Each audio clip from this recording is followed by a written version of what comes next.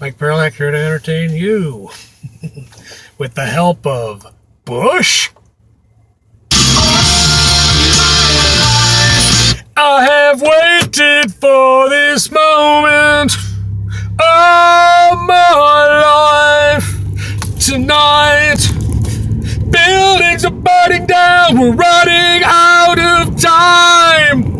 We got to get this right. Here we are tonight.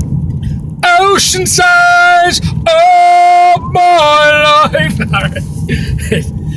Well, I'm driving home from work in hail and sleet, and I figure why not make a video? I had to get one out there. I'm all hopped up on caffeine. But I wanted to get a video out there and talk about I have no use for a female who would rather be obedient to a government power than a real man. The same women who bitch about being subservient to a man bend over backwards for the will of a government. Am I the only one in the world that sees a big fat contradiction there? Could it be feminism's inability to accept the reality that they don't do too well with accountability? Accountability and construct. That's another word that's lacking in the feminine world. But I have no use for a female who considers being subservient to a man as being beneath her as a female, but is willing, being obedient to a government official or system or policy, that's okay. But to have to cook or make a man a sandwich, a man who provides for you and your children, that's somehow degrading to you as a woman? As far as I'm concerned, they can take their strong, independent woman thing, they can take that and take all that noise and take it to their flunking grave, as far as I'm concerned. You don't need me? Fine. I don't need you either. And when it comes to the dynamics of the male-female relationship dynamics, time will tell who doesn't need whom.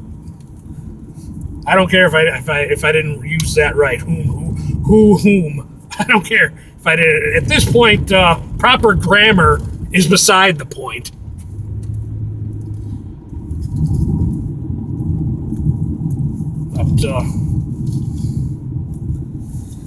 But I missed out on voting Tuesday. I was all ready to do it, and then I went to the facility where we normally do it, and there was a sign saying they had to go someplace else to do it. And then I had to make a choice. I had to choose between voting and bike riding.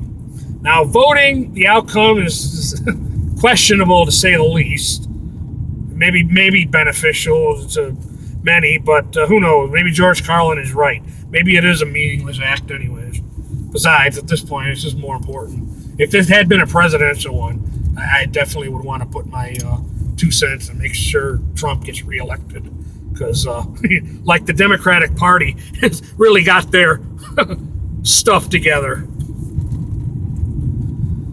Anyways, I had to make a choice between voting and bike riding, and I came to the conclusion bike riding at least would be more self-serving, but at least the result would be immediate, as opposed to voting, where it's a wing and a prayer.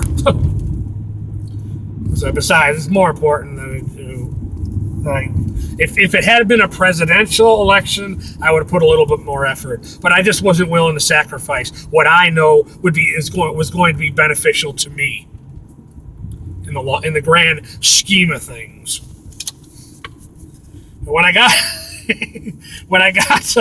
home, I did my bike ride and everything, and towards the end, I passed this woman who was out walking with her kid, and she was lighting a cigarette, and I thought to myself, yes, I am doing this. I am riding my bike for the identical reason why that woman just lit up a cigarette. The only difference is bike riding has a more positive effect on your overall health as opposed to the consumption of nicotine.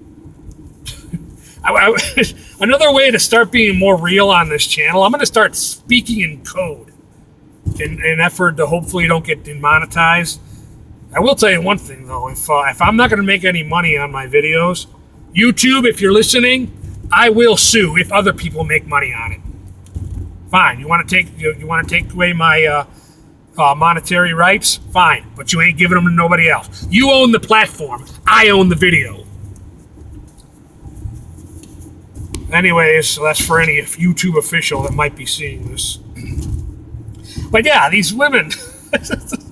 This is just my personal experience, but I've made several promises to myself and God recently in my life, and one of them is to never perform the intimate and what I consider loving act, ideally saved for somebody that you honestly love, of Colonel Angus. Yeah, Colonel Angus. I'm speaking in code now. To a female smoker and drinker, because that stuff just does, their bodies don't smell and taste right. It's just the thought of it.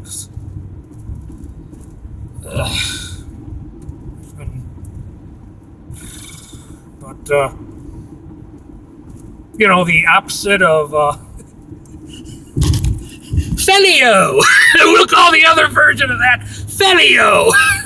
Hey, maybe that's what the English call it. After a hard day's work, I'd like to go home to the wife and enjoy an evening of Felio. Felio. I'm speaking in code again. Oh. All right, I don't want this one to be too long, and I got stuff to do, and it's still snowing out amazingly. But I'll end on a joke that I came across recently. The bellhop in a fancy motel is carrying some baggages to another customer's room. And he walks past the door, and he hears from inside the hotel room rather loudly, "Suck, Susie, suck! Blow is a figure of speech."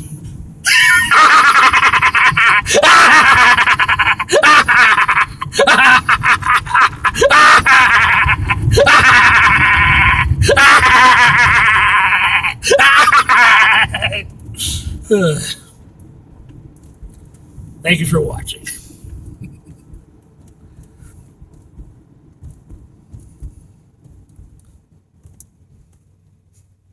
This shouldn't take too long to post.